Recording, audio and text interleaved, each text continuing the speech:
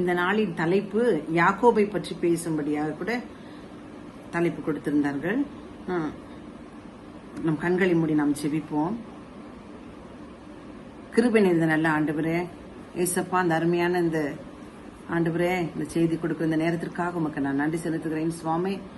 ஆண்டவரே, வாய்ப்பை கொடுத்த என் தேவாதி தேவனுக்கு, ஆண்டவரே, இந்த தருணத்தை கொடுத்த என் ராஜாதி ராஜனுக்கு நான் நன்றி செலுத்துகிறேன் ஏசப்பா. என் வாயின் வார்த்தைகளும் என்னுடைய இருதயத்தின் தியானம் உடைய சமூகத்தில் பிரதியா இருக்கட்டும். ஆண்டவரே, நீர் பேசும் நாங்கள் கேட்கிறோம். அடியாலை மறைத்து நீர் வெளிப்படும்படியா என்னுடைய கரத்தில் ஒப்பு கொடுக்கிறேன். ஏசப்பா நாமத்தில் ஜெபிக்கிறேன் நல்ல பிதாவே, ஆமென். இந்த நாளிலே கூட வாய்ப்பு கொடுத்த போதகரமாக்கு கூட இயேசு கிறிஸ்துவின் ஈடு இணைற்ற நாமத்தினாலே நான் என்னுடைய ஸ்தோத்திரங்களை ஏறெடுத்துக் கொள்ளுகிறேன். யாக்கோபை பற்றி பேசும்படியாய் எனக்கு அழைப்பு கொடுத்திருந்தார்கள். இந்த நாளிலே ஒரு சிறிய ஒரு கோரஸை பாடி நான் செய்திக்குள்ளாய் கடந்து போக ஆசிக்கின்றேன். யாக்கோபை போல நான் போராடுவேன், எலியாவை போல நான் ஜெபித்திடுவேன். யாக்கோபை போல நான் போராடுவேன், எலியாவை போல நான் ஜெபித்திடுவேன். விடமாட்டேன் விடமாட்டேன், யாக்கோபை போல நான் விடவே மாட்டேன். விடமாட்டேன் விடமாட்டேன், யாக்கோபை போல நான் விடவே மாட்டேன். யாக்கோபை போல நான் போராடுவேன், எலியாவை போல நான் ஜெபித்திடுவேன். இந்த நாளிலே கூட யாக்கோபு என்று சொன்னால் நம் அனைவருக்கும் தெரியும். இருந்தாலும் விசுவாசிகளின் தகப்பனாகிய ஆபிரகாமுக்கு 100 வயதில் பிறந்தவர் தான் ஈசாக்கு. ஆதியாகமம் 25ஆம் அதிகாரம் 20ஆம் வசனத்துல ஈசாக்கு ரெபேக்காளை திருமணம் செய்யும் போது 40 வயதுள்ளவராய் இருந்தார். 20 வருடமாக ரெபேக்காளுக்கு குழந்தை இல்லை. ஆதியாகமம் 25ஆம் அதிகாரம் 21ஆம் வசனத்துல மலடியாய் இருந்த தன் மனைவிக்காக ஜெபித்த போது கர்த்தர் அவர் வேண்டுதலை, அவருடைய ஜெபத்தை கேட்டார். ரெபேக்காள் கர்ப்பம் தரித்தாள். ஆதியாகமம் 25ஆம் அதிகாரம் 22ஆம் வசனத்துல அவருடைய கர்ப்பத்திலே பிள்ளைகள் ஒன்றோடொன்று மோதிக்கொண்டு இருந்தனவாம். அப்பொழுது அவள் எனக்கு எப்படியோ என்று கர்த்தரிடத்துல விசாரிக்கும்படியாக அவள் கடந்து போனாள். 23ஆம் வசனத்துல 2 ஜாதிகள் உன் கர்ப்பத்தில் உண்டாயிருக்கிறது, 2 வித ஜனங்கள் உன் வயிற்றிலிருந்து பிரியும், அவர்களில் ஒரு ஜனத்தார் மற்ற ஜனத்தாரை பார்க்கிலும் பலத்திருப்பார்கள், மூத்தவன் இளையவனை சேவிப்பான் என்றார் என்று இருந்தது. ரெபேக்காளுக்கு பிரசவ காலம் வந்தது. இரட்டை குழந்தை பிறந்தது. ஆனால் இளையவன் மூத்தவன் இளையவனை சேவிப்பான் என்ற செய்தியை ரெபேக்காள் அவள் மனதிலே வைத்திருந்தான். இரட்டை குழந்தை பிறந்ததும் மூத்தவன் சிவந்த மேனி உள்ளவனாயும் ரோமாங்கி போத்தினவனைப் போலவும் இருந்தானாம். அவனுக்கு ஏசா என்று பெயர். இளையவன் ஏசாவின் குதிகாலை பிடித்துக் கொண்டு வெளிப்பட்டான். அவனுக்கு யாக்கோபு என்று பெயர். இவர்கள் பிறக்கும்போது ஈசாக்குக்கு 60 வயதாய் இருந்தது. ஏசா வேட்டையில் வல்லவனாயிருந்தான். யாக்கோபு குணசாலியும் கூடாரவாசியமாயிருந்தான். நிறைய வீட்டுல நம்ம பாக்குறோம், அப்பா வந்து ஒரு பிள்ளைய என் பிள்ளைன்னு சொல்லுவாரு, அம்மா அம்மா பிள்ளைன்னு வாங்க, அப்பா பிள்ளைன்னு சொல்லுவாங்க. இப்படியாகத்தான் அப்பா பிள்ளை அம்மா பிள்ளைன்னு சொல்லிட்டு ஏசாவை அப்பாவுக்கு ரொம்ப பிடித்தமான பிள்ளை. ஏன்னு சொன்னா ஏசா வேட்டையாடி அப்பாவுக்கு ஏற்றபடி சமைத்து கொடுப்பாராம். அப்பாவுக்கு ஏசாவை ரொம்ப பிடிக்கும். அம்மா கூடவே இருப்பார் யாக்கோபு. அம்மாவுக்கு, அதாவது ரெபேக்காளுக்கு யாக்கோப அதிகமாக பிடிக்கும். ஒரு நாள் ஏசா வெளியிலிருந்து கலைச்சு போய் வராரு. அப்ப யாக்கோபு கூழ் சமைச்சிட்டு இருக்கிறாரு, ஒரு சிவந்த கூழ சமைச்சிட்டு இருக்கிறாரு. அப்ப ஏசா அங்கிருந்து டயர்டா வரும்பொழுது யாக்கோபு கிட்ட கேக்குறாரு, யாக்கோபே, நான் ரொம்ப டயர்டா இருக்கிறேன், எனக்கு கொஞ்சம் கூழ் கொடுக்குறியா அப்படின்னு சொல்லி கேட்கும்போது யாக்கோபு ரொம்ப உஷாரா சொல்றாரு, உன்னுடைய புத்திர சுவீகாரத்தை எனக்கு கொடுத்தீங்கன்னாக்கா நான் இந்த கூழ் உனக்கு கொடுக்குறேன் அப்படின்னு சொல்லி சொல்லுவாரு. ஏசா அதை யோசிக்கவே யோசிக்காம, ஒரு புத்திர சுவீகாரம் என்பது எவ்வளவு பெரிய மேன்மையான ஒரு காரியம்.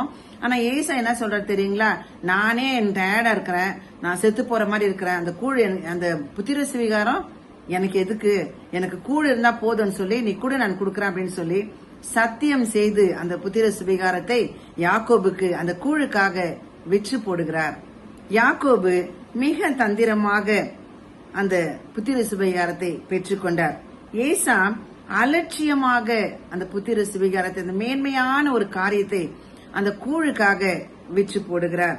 ஆதியாகமம் 27:1 ஈசாக்குக்கு முதிர் வயதானதினாலே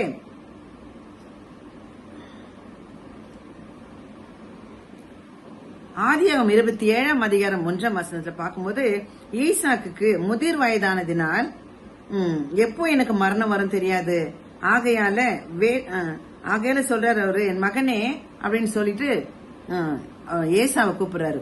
ஏன்னா பிரியமான மகன் இல்லையா, அதனால கூப்பிட்டு, என் மகனே எனக்கு வயசு ஆயிடுச்சு, கண்ணெல்லாம் மங்கி போயிருச்சு, நான் எப்போ சாகுவேன்னு சொல்லிட்டு எனக்கே தெரியல, அதனால நீ போயிட்டு வேட்டையாடிட்டு ஒரு நல்ல எனக்கு பிரியமான உணவை நீ சமைச்சிட்டு வா, நான் அதை சாப்பிட்டுட்டு உன்னை ஆசீர்வதிக்கிறேன் அப்படின்னு சொல்லி ஏசாவை கூப்பிட்டு சொல்றாரு. இத ரெபேக்கால் உற்று கவனித்து கொண்டிருக்கிறா. பாருங்க, மகன்கிட்ட அப்பா பேசுறத ரெபேக்கால் உற்று கவனித்து கொண்டு இருக்கிறா.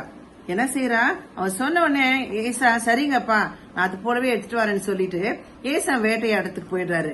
ஆனாங்க பாருங்க, யாக்கோபிடத்துல போய் ரெபேக்கால் சொல்றா, யாக்கோபிடத்துல போய் அப்பா ஏசாவை ஆசீர்வதிக்கிறதுக்கு வேட்டையாடி போய் யாக்கோபிடத்தில் போய் அப்பா யாக்கோபிடத்துல போய் அப்பா ஏசாவை ஆசீர்வதிக்க வேட்டைக்கு போய் எனக்கு பிடித்த உணவை சமைத்து வரும்படியாகவும் ஆசீர்வாதத்துக்காக கூறிக்கொண்டிருந்ததை நான் கேட்டேன். அதனால யாக்கோபே என் மகனே, நான் சொல்றத நீ கேளு, ஆட்டு மந்தைக்கு போய் 2 நல்ல வெள்ளாட்டு குட்டிங்களை எனக்கு பிடிச்சிட்டு வா, அது உங்க அப்பாவுக்கு பிடிச்சபடி நான் சமைச்சு தரேன், நீ அதை ஏசாவை போல கொடுத்து ஆசீர்வாதத்தை வாங்கிக்க அப்படின்னு சொல்லி ரெபேக்கால் யாக்கோபு கிட்ட சொல்றா. யாக்கோபு சொல்றாரு, அம்மா ஏசாவுக்கு உடம்பெல்லாம் ரோமம் உள்ளதுமா, அப்பா கண்டுபிடிச்சிட்டாருன்னா ஆசீர்வாதத்துக்கு பதிலாக சாபத்தை விட்டுடுவாருமா, என்னால ஆகாது அப்படின்னு சொல்லும் போது ரெபேக்கால் சொல்றா, யாக்கோபே உனக்கு விடுகிற சாபம் என் மேல வரட்டும், நீ போ, நான் சொல்றத நீ கேளு அப்படின்னு சொல்லி யாக்கோபை துரிதப்படுத்தி என்ன சொல்றா, நீ போய் ஒரு நல்ல 2 வெள்ளாட்டு குட்டிய பிடிச்சிட்டு வா அப்படின்னு சொல்றா. யாக்கோபும் போய் என்ன செய்யறாரு, 2 வெள்ளாட்டு குட்டிகளை கொண்டு வராரு. அதை நல்லா சமைச்சு ஏசா சமைப்பதை போல ஏசா எப்படி அப்பாவுக்கு பிடித்தமான ஒரு உணவை சமைச்சு கொடுப்பாரோ அந்த மாதிரி ஈசாக்குக்கு பிடித்தமான ஒரு உணவை ரெபேக்கால் அருமையாக சமைக்கிறார். அந்த 2 வெள்ளாட்டு குட்டிகளை அருமையாக சமைத்து யாக்கோபை கூப்பிடுறார். யாக்கோபை கூப்பிட்டு, அண்ணனுடைய உடைகளை நீ போட்டுக்கோ, அண்ணனுடைய ட்ரெஸ் நீ போட்டுக்கோ, ஏன்னு சொன்னாக்கா அந்த வேட்டையாடின அந்த ஸ்மெல்லு தெரியணும் அப்படின்னு சொல்றா. ரோமெல்லாம் இருக்குமேமான்னு சொல்லும் போது அந்த ஆட்டுக்குட்டியின் தோலை எடுத்து என்ன செய்யறா, நீ கழுத்துல கையில எல்லாம் போட்டுக்கோ, நீ போட்டுட்டு அப்பா கிட்ட இந்த இதை எடுத்துட்டு போ அப்படின்னு சொல்லி அவனும் ஏசாவும் என்ன பண்றான், யாக்கோபை என்ன செய்யறாரு, சரி சரி அம்மான்னு சொல்லிட்டு அம்மா போடுறது அந்த கழுத்துல போட்ட அந்த வெள்ளாட்டு தோலையெல்லாம் போட்டுட்டு தான் வேட்டையாடி சமைத்து வந்ததாக அதை எடுத்துட்டு போறாரு. எடுத்துட்டு போயிட்டு யாக்கோபு கிட்ட அதை கொடுக்கறாரு. அப்பா அப்போ யாக்கோபு என்ன பண்ற, ஏசாவை போல அப்பாவிட போய் பேசுறாரு. ஈசாக்கு கொஞ்சம் டவுட் வருது. ஃபர்ஸ்ட் சொல்றாரு ஈசாக்கு, யாக்கோபு போய் சொல்றாரு, அப்பா உன்னுடைய ஏசா வந்திருக்கிறப்பா, நானு நீ சொன்ன மாதிரியே வேட்டையாடி நான் சமைச்சு கொண்டு வந்துட்டேன்ப்பா அப்படின்னு சொல்லும் போது அப்பா சொல்றாரு, ஈசாக்கு கேக்குறாரு, இது எத்தனை சீக்கிரம் உனக்கு எப்படிப்பா கிடைச்சிச்சு அப்படின்னு கேக்குறாரு. இவ்வளவு ஜல்தி உனக்கு வேட்டையாடி வந்துட்டியா, உனக்கு இவ்வளவு சீக்கிரம் கிடைச்சிருச்சா அப்படின்னு சொல்லி சொல்றாரு. அதுக்கு அவ்வளவு அழகா ஆன்சர் பண்றாரு பாருங்க, உங்களுடைய தேவனாகிய கர்த்தர் கிடைக்க பண்ணினார் அப்படின்னு சொல்லி சொல்றாரு. 2வதாக சொல்றாரு, என் மகனே நீ ஏசா தானா, நான் தடவை பாக்குறேன், நீ கிட்ட வா மகனே அப்படின்னு சொல்லி சொல்றாரு. கிட்ட வந்த போது தடவை பாக்குறாரு, ரோமம் நிறைந்திருந்தது. அப்ப சொல்றாரு, மறுபடியும் சொல்றாரு, சத்தம் யாக்கோபை போல உள்ளது, கை ஏசாவின் கை போல இருக்கிறதே அப்படின்னு சொல்றாரு. அப்பா கண்ணு மங்கலாயிட்டு இருக்குது, கண்ணு தெரியல. வயது முதிர்ந்த ஒரு அப்பா எப்படி ஏமாற்றுகிறார் பாருங்க. 4வதாக சொல்றாரு, சாப்பிட்டு சாப்பாடெல்லாம் எடுத்து கொடுக்கறாங்க, எல்லாம் சாப்பிட்டாச்சு, திராட்சை ரசம் குடிக்கிறாங்க, எல்லாம் குடிச்சாச்சு. அது குடிச்சிட்ட பிறகு என் மகனே என் கிட்ட வா, என்னை முத்தம் செய் அப்படின்னு சொல்லி சொல்றாரு. அப்போ யாக்கோபு கிட்ட போயிட்டு அது முத்தம் செய்யும் பொழுது அவனுடைய வஸ்திரத்தை முகர்ந்து பாக்குறாரு. ஏன்னு சொன்னா ஏசா வேட்டையாடி வரும்போது அந்த வயல்வெளியின் வாசனை ஸ்மெல் அந்த துணியில வரும். அதனால என்ன பண்றாரு, கிட்ட வா என்னை முத்தம் செய்யுன்னு சொல்லிட்டு ஸ்மெல் பண்ணி பாக்குறாரு. அப்படி பார்க்கும்போது அந்த வஸ்திரத்தை முகர்ந்து பார்க்கும்போது வயல்வெளியின் வாசனை ஏசாவுடையதுதான் என்று அவர் நம்புறாரு. ஏன்னு சொன்னா ஏசாவுடைய துணியை தான் யாக்கோபு போட்டுட்டு இருக்கிறாரு. ஆட்டு தோலை தான் கையில கழுத்தெல்லாம் போட்டு இருக்கிறாரு.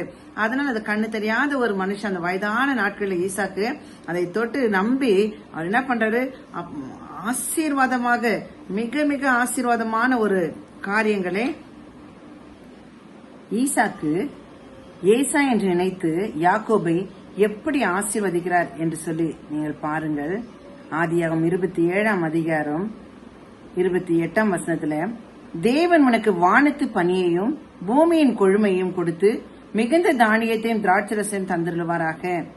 ஜனங்கள் உன்னை சேவிக்கவும் ஜாதிகள் உன்னை வணங்கவும் கடவர்கள். உன் சகோதரருக்கு எஜமானாய் இருப்பாய். உன் தாயின் பிள்ளைகள் உன்னை வணங்குவார்கள். உன்னை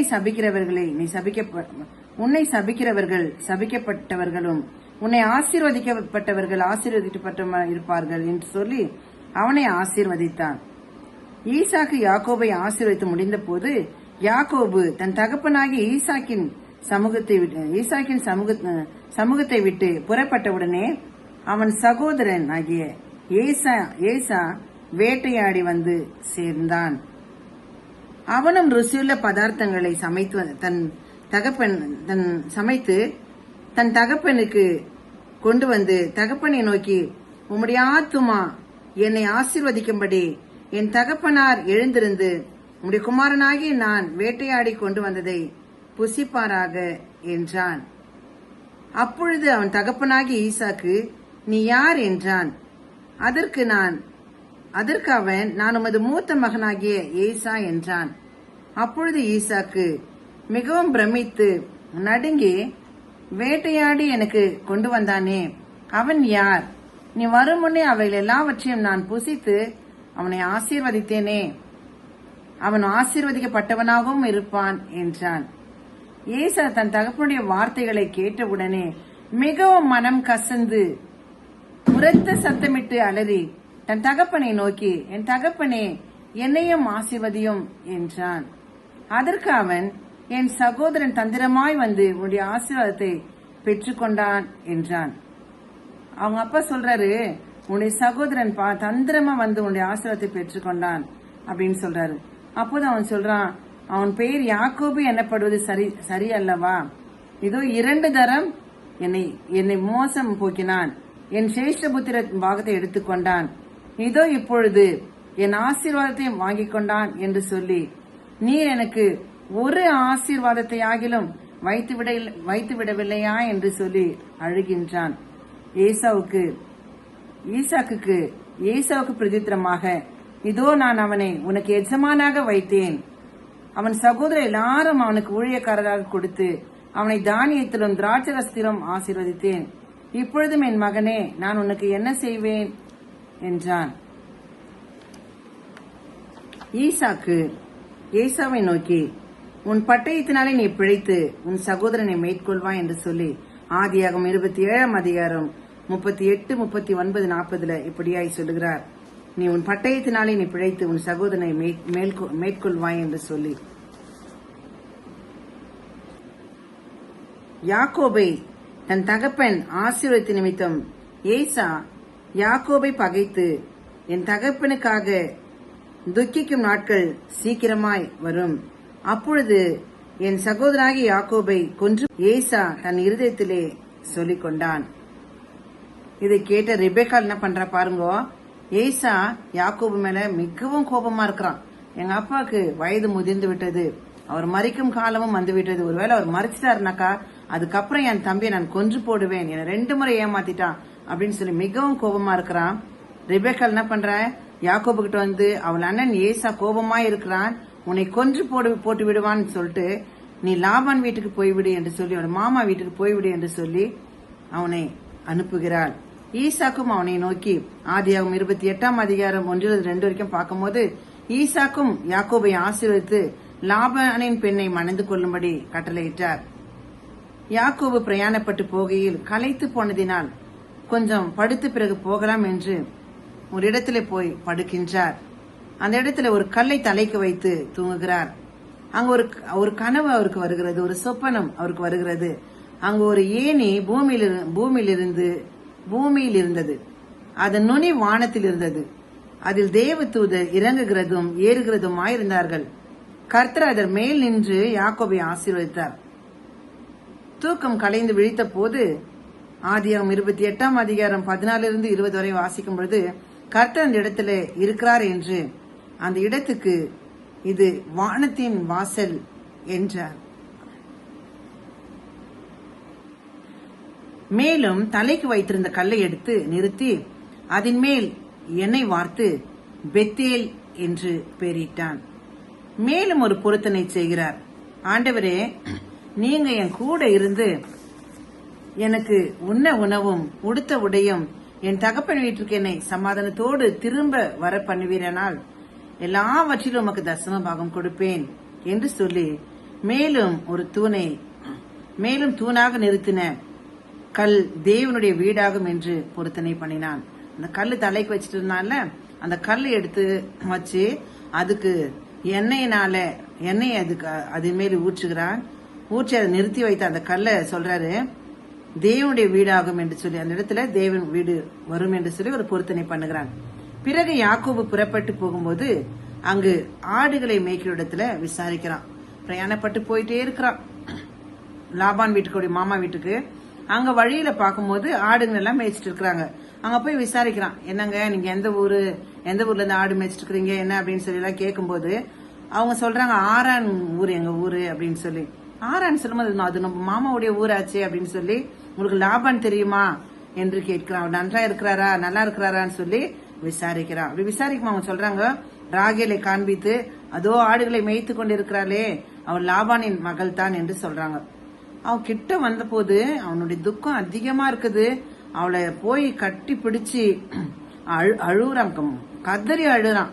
நான் ரெபேக்காளின் மகன் என்று சொல்லி சத்தமிட்டு அழுதான் அவன்.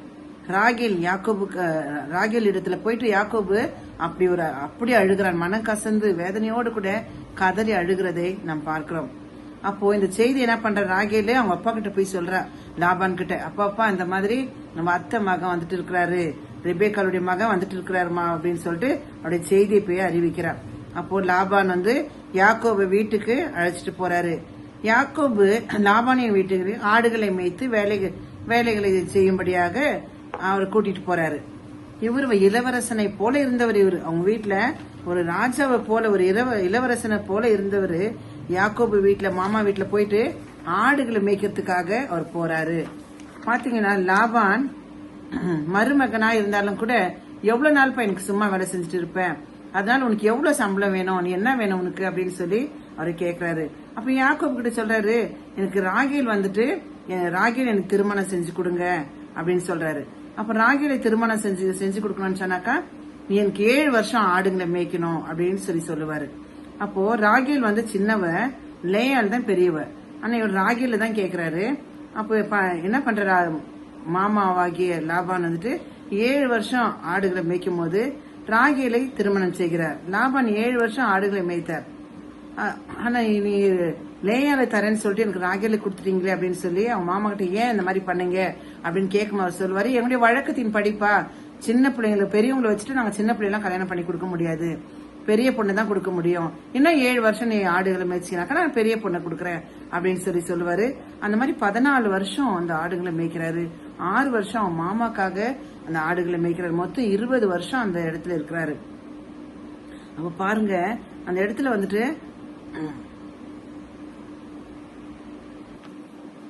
மூத்தவ கூச்ச பார்வையா இருக்கிறா. அதனால அவ்வளவு பிடிக்கல அவருக்கு. ராகேல் ரொம்ப அழகுள்ளவ, அதனால அவ மேல ரொம்ப விருப்பமா இருக்கிறாரு. நான் பார்க்கும்போது ஆண்டவர் லேயாலை கர்ப்பம் தரிக்க செய்கிறார். மனுஷனுடைய பார்வை வித்தியாசம், கர்த்தருடைய பார்வை பாருங்க வேற மாதிரியா இருக்கு. மனிதர்கள் முகத்தை பார்க்கிறார்கள், கர்த்தரோ இருதயத்தை காண்கிற தேவன். லேயாளுடைய கர்ப்பம் தரிக்க, அவளுக்கு 4 பிள்ளைங்க, ரூபன், சிமியோன்,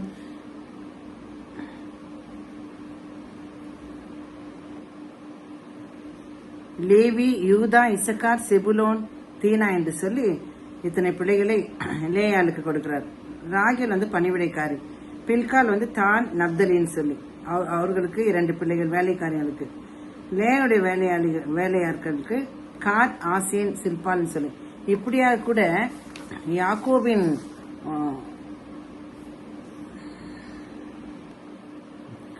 இப்படியாக யாக்கோபில் 12 ஆண் பிள்ளைகள் ஒரு பெண் பிள்ளை கொடுத்தார் யாக்கோபுக்கு. அவர்கள் 12 பேரும் 12 கோத்திரங்களாம். கர்த்தர் எப்படி உயர்த்திருக்கிறார் பாருங்க. கர்த்தர் யாக்கோபை நோக்கி, உன் பிதாக்களின் தேசத்திற்கு போகும்படியாகவும் நான் உன்னோடு கூட இருப்பேன் என்றார். ஆண்டவர் ஒவ்வொரு காரியத்திலும் யாக்கோபோடு கூட இருக்கிறார். ஒவ்வொரு வேலையிலும் ஆண்டவர் யாக்கோபோடு கொடுக்கிறார். யாக்கோபு ஆண்டோடத்துல போகும்படியாக ஆண்டோடைய பிரசன்னத்தை பெற்றுக்கொள்ள, ஆண்டோடைய மேன்மையான காரியத்தை பெற்றுக்கொள்ள எவ்வளவு கெட்ட பேரெல்லாம் எடுத்துக்கினார், எத்தனை பேரெல்லாம் எடுத்துக்கினார் இல்லைங்களா? யாக்கோபு மனைவி பிள்ளைகளை அனைவரையும் தன் சம்பாதித்த எல்லாவற்றையும், மந்தைகளும் மிருக ஜீவன்கள் எல்லாவற்றையும் எடுத்துட்டு புறப்படுறாரு. அவங்க அப்பா இருந்த இடத்துக்கே போறதுக்காக அவர் புறப்படுறாரு. அப்போ யாக்கோபு தனித்திருந்த ஒரு வேலையில அவங்க எல்லாம் புறப்பட்டு போயினுக்கிறாங்க, முன்னம் பின்னமா போயிட்டு இருக்கிறாங்க. இவர் கொஞ்ச நேரம் தனித்து இருக்கிறாரு. அந்த வேலையில ஒரு புருஷன் பொழுது விடிய வரைக்கும் போராடி யாக்கோபை மேற்கொள்ள முடியாம அவர் தொடை சந்தை சுருக்கினார்னு சொல்லி பாக்குறோம். அப்போ நான் போறேன்னு சொல்றாரு புருஷனாகி. அவர் சொல்றாரு, நான் போகிறேன், பொழுது விடிஞ்சிருச்சு அப்படின்னு சொன்னாலையும் அவர் என்னை ஆசீர்வதிக்க விட்டால் ஒழிய நான் விடவே மாட்டேன் அப்படின்னு சொல்லி அவரை விடுறதே இல்லை யாக்கோபு. அப்ப அந்த போராடி இது பண்ணதும் போது அந்த புருஷனாகி அவர் சொல்றாரு, யாருன்னு சொல்ல, உன் பேர் என்ன அப்படின்னு சொல்லி அவரை கேக்குறாரு. என் பேர் யாக்கோபு அப்படின்னு சொல்லும் போது அவர் சொல்றாரு, இனிமே என்ன பண்ணாத, யாக்கோபு என்னப்படாமல் இஸ்ரவேல் என்னப்படும் என்றார். தேவனோடும் மனிதரோடும் மேற்கொண்டாய் என்றார். இரவு முழுவதுமாய் கூட அந்த தூதரோடு அந்த புருஷரோடு போராடுகின்றார். பொழுது விடுந்துச்சு, என்னை விட்டுடுன்னு சொன்னா கூட இல்ல, என்னை ஆசீர்வதித்தாலும் நான் விட மாட்டேன் அப்படின்னு சொல்லி கேட்கும்போது அந்த ஆசீர்வாதத்தை பெற வரைக்கும் அவர் விடாப்பிடியா அவரை விடுறதே இல்லை. அப்பொழுதுதான் அந்த பேரை கேட்கிறாரு. அவர் பேர் யாக்கோபுன்னு சொல்லும் போது, இனிமே உன் பேர் யாக்கோபு இல்ல, இஸ்ரவேல் என்று சொல் அப்படின்னு சொல்றாருங்க. அப்போ அதற்கு அர்த்தம் மனிதனோடும் தேவனோடும் கூட அநேக போராட்டங்கள் அதை மேற்கொண்டார் அவர். யாக்கோபு ஏசாவுக்கு பயந்து அநேக வெகுமதிகளை கொடுத்து முன்னே அனுப்புகிறார்.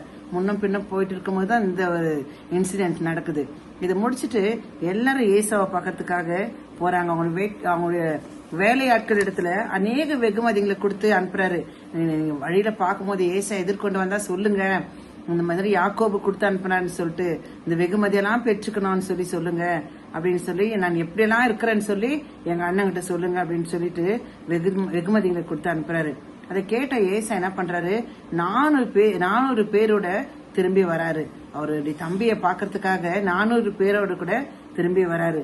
அவங்க அந்த செய்திய ஒரு வேலையாட்கள் சொல்றாங்க, உங்க அண்ணன் ஏசா 400 பேரு கூட வந்துட்டு இருக்கிறாரு அப்படின்னு சொல்லி. ஐயோ, நம்மள அடிச்சு போடதான் வராருன்னு சொல்லி ரொம்ப பயந்து 2 பிரிவா பிரிச்சு முன்ன பின்ன யார் யார் அனுப்பணும்னு சொல்லி 2 பாகங்களா பிரிச்சுட்டு ஒரு பக்கத்துல அவருடைய மனைவி பிள்ளைகளை எல்லாரையும் முன்ன பின்ன மனைவி வேலையாட்கள் அவங்கள அப்படியே குரூப் அனுப்பணும்னு சொல்லி எல்லாரும் அனுப்பிட்டு இவர் முன்னால போறாரு. முன்னால போய் ஏசா வருவதை கண்டு 7 விச தர மட்டும் வணங்கி அவங்களோட சகோதரனை கிட்ட போயிட்டு தர மட்டும் விழுந்து அவரை பணிஞ்சுக்கிறாரு. அப்ப ஏசா என்ன பண்றாரு, எதிர்கொண்டு ஓடி வந்து அவரை தழுவி அவருடைய கழுத்தை கட்டிக்கின்னு அவருடைய முத்தம் செய்தாராம். பாருங்க, மனிதரோடு எவ்வளவு ஒரு போராட்டம், ஆண்டவரோடு ஒரு போராட்டம். இப்படியாய் கூட போராடி அந்த இடத்துல 2 பேரும் சமாதானத்தோடு கூட கட்டி தழுவி முத்தம் செய்தாருன்னு சொல்லி பாக்குறோம். ஆதியாகமம் 35ஆம் அதிகாரம் 28, 29 இப்படியாய் சொல்லுகிறது. கடைசியாக என் சகோதரரே, இங்க பாருங்க, ஈசாக்கு 180 வயதுல மரித்தார். அவர் மரிக்கும் பொழுது ஏசாவும் யாக்கோவும் 2 பேரும் சமாதானத்தோடு கூட போய் அவரை அடக்கம் செய்தார்கள் என்று சொல்லி பார்க்கிறோம். யாக்கோபை போல எப்படிப்பட்ட சூழ்நிலை வந்தாலும், எந்த சூழ்நிலை வந்தாலும், உலக வாழ்வெல்லாம் மாய் என்று சொல்லி பிரசங்கில பாக்குறோம். இந்த உலக வாழ்வுக்காக மேன்மையான காரியத்தை, இந்த கூழுக்காக மேன்மையான காரியத்தை இழந்த ஏசாவை போல நாம் இல்லாதபடிக்கு ஆண்டவர் இந்த உலக வாழ்க்கை எல்லாம் மாயங்க. ஆண்டவருடைய பாதத்தை நாம் பற்றி பிடிச்சுக்கணும். அதுக்கு எப்படிப்பட்ட தடைகள் வந்தாலும், எப்படிப்பட்ட அவமானங்கள் வந்தாலும், எப்படிப்பட்ட நிந்தைகள் வந்தாலும், எப்படிப்பட்ட போராட்டங்கள் வந்தாலும் எல்லாவற்றை குப்பையாக எண்ணி ஆண்டவருடைய பாதத்தை மேன்மையாய் நாம் பற்றி கொள்ளும் பொழுது யாக்கோபோடு கூட இருந்த தேவனாகிய கர்த்தர் நம்மோடு கூட இருப்பார். கர்த்தரின் ஆசீர்வாதத்தை பெற மனிதனோடும் கடலோடும் போராடி யாக்கோபை இஸ்ரவேலராய் மாற்றினார் கர்த்தர். நம்மையுமாய் கூட நம்முடைய எல்லா விதமான வேதனை உண்டாக்குகிற வழிகளிலிருந்து நம்மை விலக்கி காத்து ஆண்டோடைய வருகை நாள் மட்டும் நம்மோடு கூட இருந்து நம் தேவன் தாமே காப்பாராக. ஆமென்.